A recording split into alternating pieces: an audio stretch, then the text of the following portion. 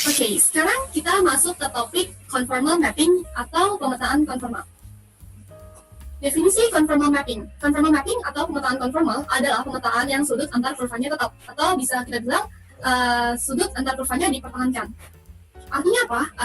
Artinya apabila kita memiliki sebuah kurva di sini, kita namakan ini kurva ini sebagai kurva gamma 1, dan kurva kedua adalah kurva gamma 2 yang saling berpotongan. Kita gambarkan saja ya perpotongannya. Oke, artinya apabila kita memiliki sebuah kurva, artinya apabila kita memiliki sebuah kurva, kita namakan kurva ini sebagai kurva gamma 1, dan ini adalah kurva gamma 2 berada dalam bidang Z, maka apabila kurva gamma 1 dan kurva gamma 2 saling berpotongan, kita misalkan perpotongan ini di Z0, maka akan terbentuk sebuah sudut yang kita namakan sebagai sudut theta. Nah, ketika dua buah kurva ini kita petakan ke dalam bidang W, maka dengan kurva yang panjangnya berbeda, misalkan dinamakan kurva ini adalah kurva dari fungsi gamma 1 dan kurva ini adalah kurva dari fungsi gamma 2, maka apabila kedua kurva ini juga berpotongan di titik, kita namakan ini sebagai W0, akan terbentuk sebuah sudut yang kita namakan sebagai theta aksen. Apabila nilai theta sama dengan nilai theta aksen, maka dapat dikatakan bahwa fungsi tersebut dipetakan secara konformal. Next.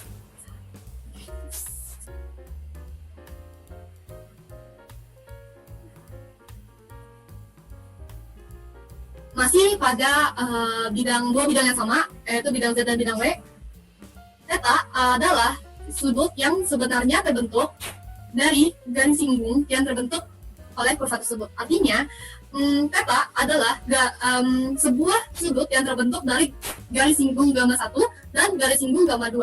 Garis singgung gamma 1,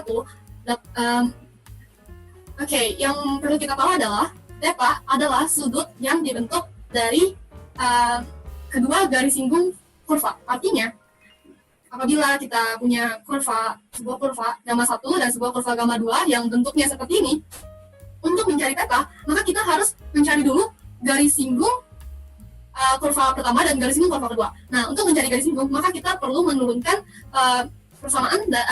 kita perlu menurunkan fungsi dari gamma 1. Diketahui pada keterangan sebagai berikut, gamma 1 sama dengan, kita asumsikan saja gamma 1 itu adalah gamma A, di mana gamma A itu memiliki fungsi Z A, di mana gamma A ini memiliki fungsi ZA.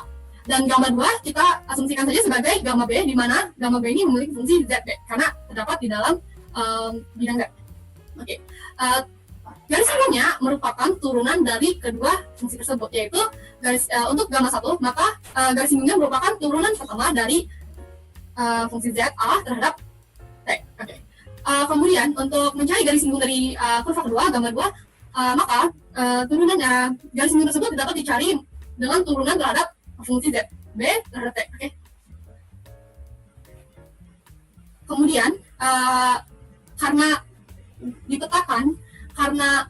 kurva ini sudah dipetakan, maka theta aksen juga merupakan sudut yang dibentuk melalui dua garis singgung dari kurvanya. Oke. Sama seperti mencari garis singgung pada kurva di bidang Z, untuk bidang W, kita asumsikan gamma 1 adalah gamma A, berarti fungsi dari gamma 1 adalah fungsi dari gamma A, dan gamma 2 adalah gamma B, berarti fungsi dari gamma 2 adalah gamma B. Oke, untuk mencari garis singgungnya, maka kita turunkan saja kedua fungsi tersebut terhadap waktu satu persatu, sehingga didapatkan theta adalah sudut yang dibentuk dari garis singgung ini, theta aksen.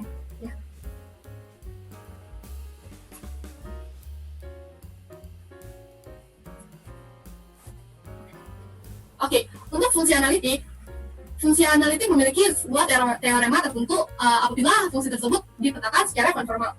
Nah, jika sebuah fungsi f analitik di suatu kontur dan Z0 merupakan titik yang berada di dalam atau pada kontur tersebut, maka fungsi f akan konformal di Z0 jika turunan dari fungsi f Z0 ini tidak sama dengan 0. Maka sudah pasti sebuah fungsi analitik apabila dikatakan secara konformal dan berpotongan di sebuah titik yang titik tersebut berada pada kontur atau di dalam kontur tersebut, maka fungsi tersebut pasti akan konformal. Oke, sekian penjelasan saya. Untuk penjelasan mengenai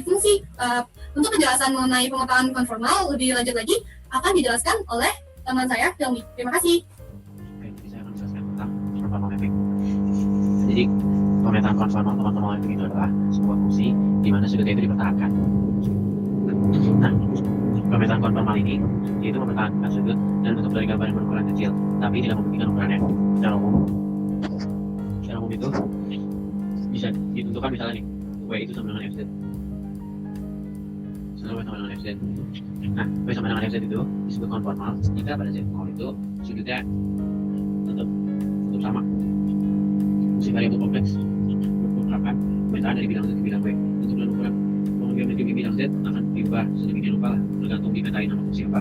Nah, walaupun bentuk dan ukurannya berubah, tapi kalau yang namanya konformal mapping itu, misalnya sudut awalnya itu tegak lurus di bidang W, maka setelah dipetakan pun akan tegak lurus di bidang Z. Jadi nggak akan berubah sudutnya, walaupun dipetain sama fungsi apapun. Nah, inilah yang sifat-sifat ini nih, itu dinamain itu pemetaan konformal.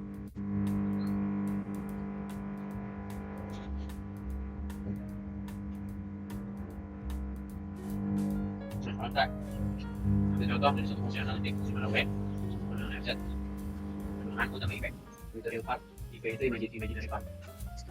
Nah, kita transformasiin ke sistem koordinat ortogonal, kita dapat bahwa DZ itu sama dengan DX tambah IDY. Nah, itu mutlak DZ itu DX tambah IDY. Nah, mutlak DZ kuadrat itu DX kuadrat tambah DY kuadrat. Dan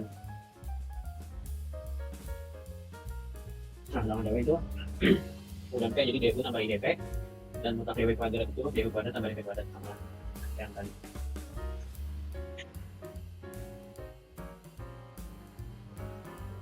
Nah, dari sini kita bisa cari kuadrat dari elemen panjang S itu, dari elemen panjang S, elemen panjang itu S dari bidang Z adalah DS kuadrat, dari bidang Z adalah DS kuadrat sama dengan DX kuadrat tambah DY kuadrat. Sedangkan pada bidang W, di mana U dan P, DS besar kuadrat sama dengan DU kuadrat tambah DP kuadrat. Nah, dari situ kita bisa dapat bahwa DS sama dengan DZ dan DS besar sama dengan DW. Nah, kita bisa buat perbandingan di mana DS besar per DS kecil, elemen panjang S pada W dibandingkan elemen panjang S pada Z, itu hasilnya sama dengan mutlak dari DW per DZ. Titik Z di mana WZ, fungsi WZ analitik dan DW per DZ tidak sama dengan 0. Nah, kalau kita lakukan pendekatan hingga nilai Z itu hampir sama dengan DW per DZ, kalau kita melakukan pendekatan sehingga lakukan pendekatan hingga sampai ke arah nilai Z, nilai DW per DZ itu bakal konstan dan rasio DW per DS per DS nya juga bakal konstan. Nah, saya rasa gitu aja penjelasan tentang konformal dari saya. Ya, Assalamualaikum warahmatullahi wabarakatuh. Perkenalkan, nama saya Dimas Arya Sufiananda dari Fisika Angkatan 2019. Kali ini saya akan mencoba mengerjakan soal Fisika Matematika 2 bab fungsi variabel kompleks. Subbabnya adalah subbab Berry. Dan kali ini kita akan mencoba mengerjakan contoh soal dari subbab mapping itu sendiri. Ya, jadi di sini soalnya yaitu ada diberikan contoh bentuk soalnya, yaitu dibilang di sini adalah untuk masing-masing fungsi berikut W sama dengan fungsi Z itu sama dengan U plus VI. Nah, di sini pertanyaannya adalah temukan U dan V sebagai fungsi dari X dan Y. Oke, jadi kita di sini diminta untuk mencari sketsa pada bidang X, Y. Nah, dan dari gambar tersebut U-nya dan V-nya itu harus konstan, serta nanti kurva U-nya itu, kurva U sama dengan konstannya itu juga harus ortogonal dengan kurva V sama dengan konstan. Ya, jadi kita bisa tulis bahwa FZ plus 1 per 2i. Nah, karena fungsi Z itu sama dengan, di sini kita punya komponen itu, kita misalkan fungsi Z itu sama dengan U plus VI. Nah, jadi kita punya komponen bahwa Z itu sendiri sama dengan sama dengan X plus YI. Nah, lalu di sini bisa kita masukkan dalam persamaan dalam fungsi Z ini, bisa kita tulis bahwa karena fungsi Z itu sama dengan U plus VI, maka di sini bisa kita tulis U plus VI sama dengan, nah karena z-nya itu bisa ditulis dalam bentuk x plus y, nah, maka di sini bisa dikatakan z sama dengan x plus y plus 1 per 2i. Nah, jika sudah seperti ini, maka nanti kita akan mencoba mencari u dan v-nya ya. Ini sudah saya tuliskan cara seperti tadi, yaitu kita dapatkan bahwa sudah u plus v itu yang merupakan sama dengan fungsi z ya, itu sama dengan kan dia z plus i, jadi z itu kita ubah menjadi x plus y plus 1 per 2i. Jadi nanti di sini kita akan mencari, pada kita akan mencari u dan v ya, u dan v. Jadi di sini saya akan tulis bahwa di sini kita sama dengan x plus y plus 1 per 2i. Nah ini bisa kita selesaikan secara manual ya. Nah dan setelah sudah saya hitung, maka didapatlah hasil bahwa hasilnya seperti ini. X plus 1 plus x plus 1 per 2 i ditambah y per 2. Nah maka berdasarkan dia kan u plus vi dan dia u plus vi. Nah jadi di sini kita sudah mendapatkan komponen imajinasinya, yaitu komponen imajinasi u dan v. Di sini berdasarkan hasil yang sudah saya dapat bahwa kita dapatkan dari hasil tersebut komponen imajinasinya adalah didapatkan u sama dengan y per 2. Karena di sini saya ubah menjadi y per 2. U plus v tadi y per 2 plus min x plus 1 per 2 i. Nah ini saya tulis seperti ini bahwa y per 2 ini adalah komponen u dan min x plus 1 per 2 i merupakan komponen v. Nah jadi kita tulis u sama dengan y per 2 dan v sama dengan min x plus 1 per 2 i. Nah jadi dapatlah hasil bahwa komponen imajinasi yaitu u sama dengan y per 2 dan v sama dengan min x plus 1 per 2 i. Sekarang kita akan mencoba menggunakan grafiknya ya. Dan jadi untuk grafiknya sendiri, jika u dan v itu sama dengan konstan, maka kita bisa masukkan ke persamaannya tadi, yang dapatkan bahwa u sama dengan y per 2 dan v sama dengan min x plus 1 per 2. Itu kita bisa masukkan, misal u sama dengan min 3 sampai 3 dan v nya itu min 1 sampai 3. Nah, persamaan u dan v tadi, maka dapatkan grafiknya itu adalah seperti ini. Nah, di mana bahwa sumbu x itu mewakili untuk komponen bilangan real dan untuk sumbu y itu mewakili komponen imaginary. Ya, sekian pembahasan soal dari saya. Jika ada kekurangan, mohon maaf. Assalamualaikum warahmatullahi wabarakatuh. Halo, sekarang kita akan mencoba menjawab soal berikut ini, yaitu kita harus mencari u dan v sebagai fungsi dari x dan y. Jadi soal ini, y sama dengan 1%. Sekarang kita tulis dulu bahwa y itu sama dengan u plus vi. Dan kita juga punya yang z sama dengan x plus yi. Nah, nanti kita akan gunakan untuk menjawab soal ini. Berikutnya, kita akan masukkan soal, yaitu y sama dengan 1%. Maka, di sini kita akan merubah z-nya menjadi bilangan seperti di sini. Yaitu jadinya y sama dengan 1 per 60 x plus y segini. Terus kita harus merasionalkan. Misalnya ini gimana sih cara merasionalkan itu? Cara merasionalkan itu seperti biasa kita akan mengalihkan bilangan ini.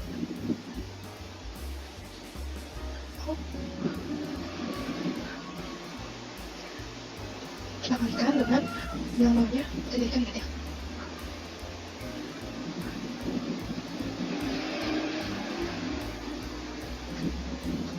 Lalu nanti kita akan melakukan y sama dengan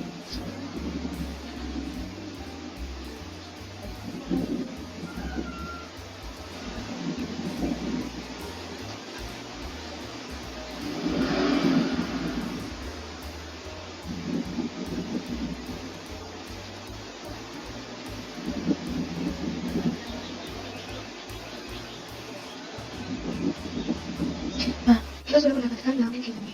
Maka kita masuk lagi ke persamaan ini. Jadinya kita dapatkan punya itu jadi sama dengan ini.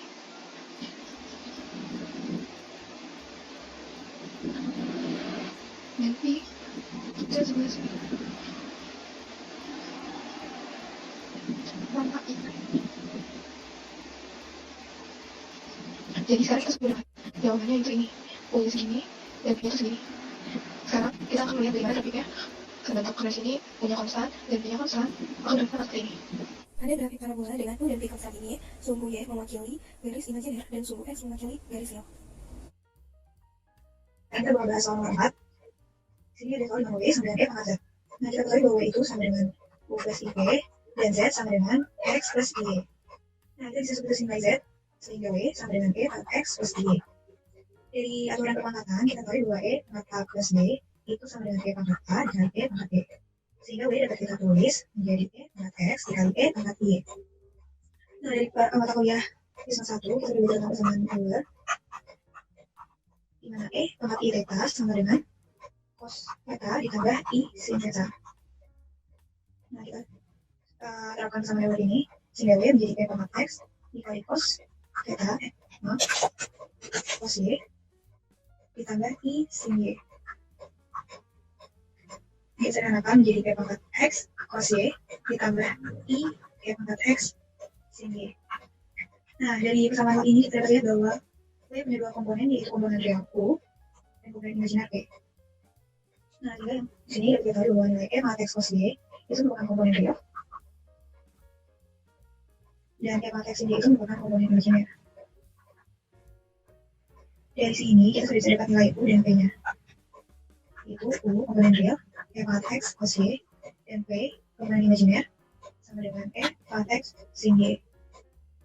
Nah, untuk grafiknya, kita bisa misalkan X-nya jadi A dan Y-nya menjadi B.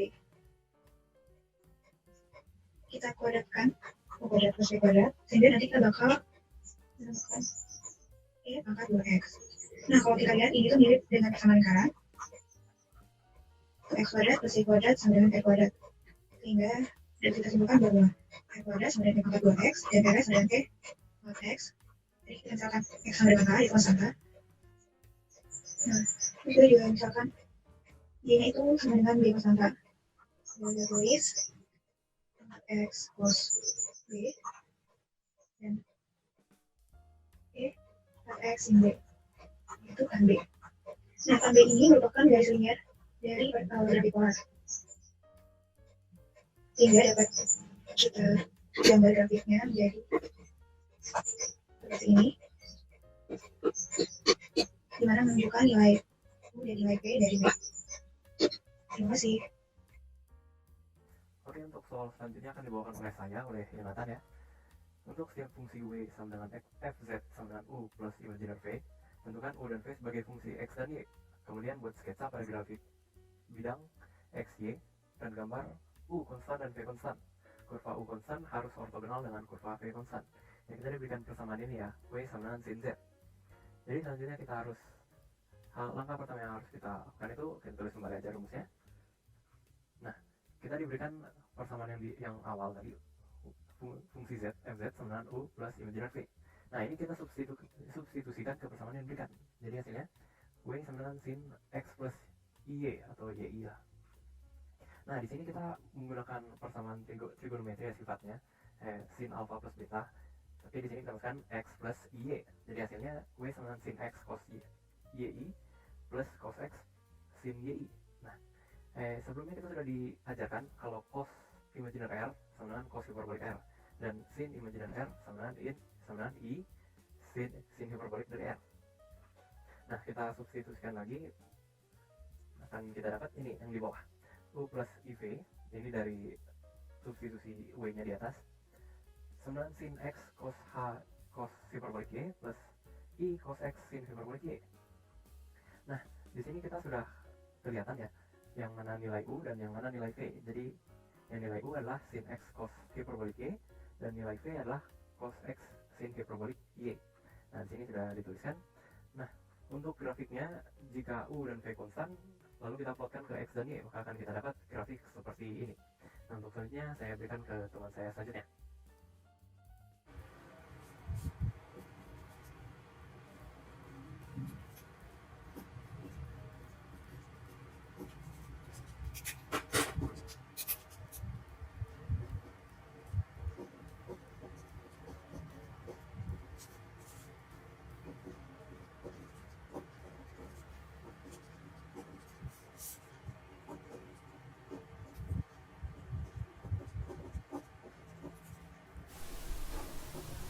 Selamat pagi, nama saya Azra. Hari ini saya akan menyelesaikan soal W sama dengan cos HZ, di mana W adalah fungsi U ditambah I, V. Berapa nilai U dan V? Fungsi W cos HZ dapat ditulis sebagai fungsi W cos H X ditambah Y I. Lalu dapat diingat bahwa fungsi cos H A plus B sama dengan cos H A cos HB ditambah sin H A sin H B. Lalu kita dapat menulis fungsi W sebagai cos H X cos H Y I ditambah sin H X sin H Y I. Dan kita ingat kembali fungsi cos H I A sama dengan cos A, dan fungsi sin H I A sama dengan I sin A. Maka dari itu fungsi U plus I V dapat kita tuliskan sebagai cos H X, cos H Y I ditambah sin H X, sin H Y I adalah cos H X, cos Y ditambah I sin H X, sin Y. Maka dari itu kita mendapatkan nilai U sebesar cos H X, cos Y dan nilai V sin H X, sin Y.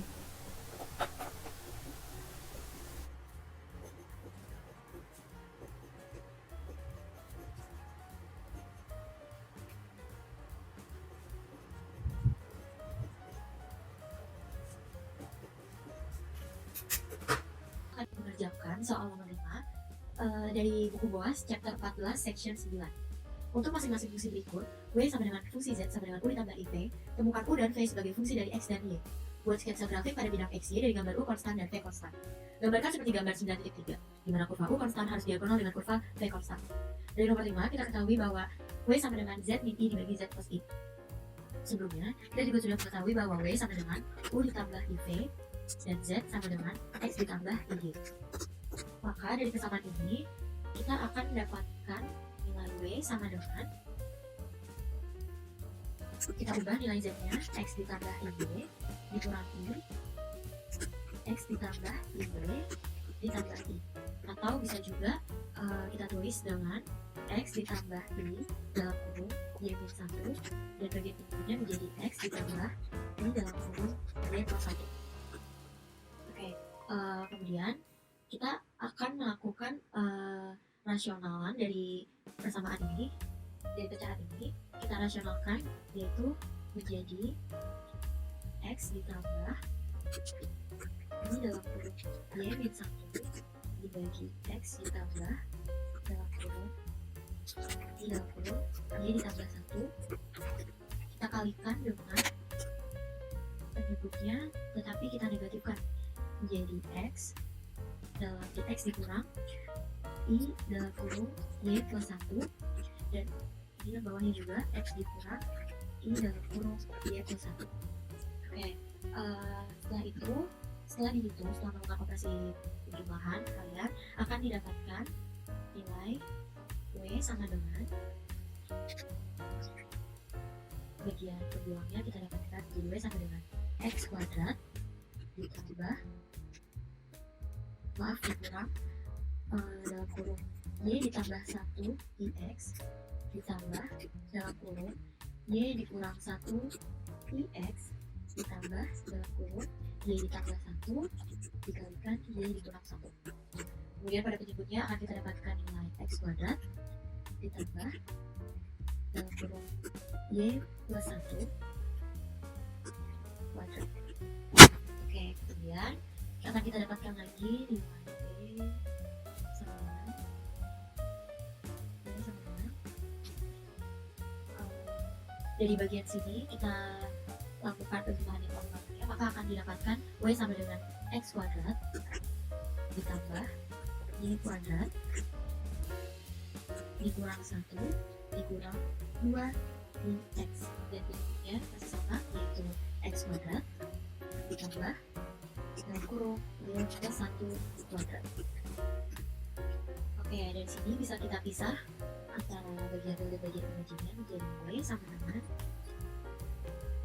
X kuadrat ditambah Y kuadrat dikurang 1 per bagian bentuknya masih sama, kita tambah 1, lalu kita kurangkan dengan ini yang bagian bilangan itu ada 2X dan bagian bentuknya juga sama, itu X kuadrat ditambah dalam kurung Y plus 1 kuadrat. Nah, sebelumnya kita udah tahu bahwa W sama dengan U ditambah IP. Dari sini kita bisa tahu bahwa nilai U, bahwa sudah didapatkan nilai U sama dengan yang bagian ini. Kemudian untuk nilai V-nya kita dapatkan yang bagian ini, dan dia berkala negatif. Nah, jadi sudah kita dapatkan bahwa nilai U sama dengan X kuadrat ditambah Y kuadrat dikurang 1 dibagi X kuadrat ditambah dalam kurung Y plus 1 kuadrat, dan nilai V sama dengan min 2X dibagi X kuadrat ditambah dalam kurung Y plus 1 kuadrat. Maka kita sudah berhasil menemukan nilai U dan V. Kemudian untuk grafik dari fungsi ini pada bidang XY akan didapatkan grafik seperti ini. Kemudian setelah mengetahui nilai U dan V, kita bisa mencari grafik pada bidang XY, di mana nilai Y merupakan bilangan yang imajiner dan di mana X merupakan bilangan yang real. Berikut grafiknya. Jadi untuk soal ini diketahui bahwa FZ sama dengan U ditambah IV. Nah, yang ditanya itu di sini diminta kita membuktikan bahwa Jacobian dari transformasi ini adalah do UV dibagi do XY sama dengan mutlak dari turunan FZ dikuadratkan. Jadi pertama kayak kita mengetahui bahwa FZ sama dengan U ditambah IV. Nah, pertama-tama kita turunkan ini menjadi FZ sama dengan DU per DX. Ini kita turunkan terhadap X ditambah dengan I dV do X. Nah, selanjutnya kita tahu bahwa mutlak F turunan Z adalah akar dari do U do X dikuadratkan ditambah do V do X dikuadratkan. Nah, kemudian kita menguadratkan mutlak dari MZ ini dan kita mendapatkan ini sama dengan do U do X kuadrat ditambah do V do X kuadrat. Kemudian kita bisa lihat Jacobian FZ itu kita bisa temukan dengan J U V XY dengan matriks dari do U do X do V do U do Y do V do X do V do Y. Nah, kemudian kita bisa menggunakan kondisi Cauchy-Riemann yang menyatakan bahwa do U do X sama dengan do V do Y. Lalu do V do X sama dengan negatif DU Y. Ya, kemudian kita substitusikan ini. Kita substitusikan ini ke dalam kesamaan yang sebelumnya sehingga ia menjadi do U do X negatif do V do X do V do X do U do X. Kemudian kita mengetahui dari sini J U V XY itu do U do X dikalikan dengan do U do X dikurang negatif do V do X dikalikan dengan do V do X.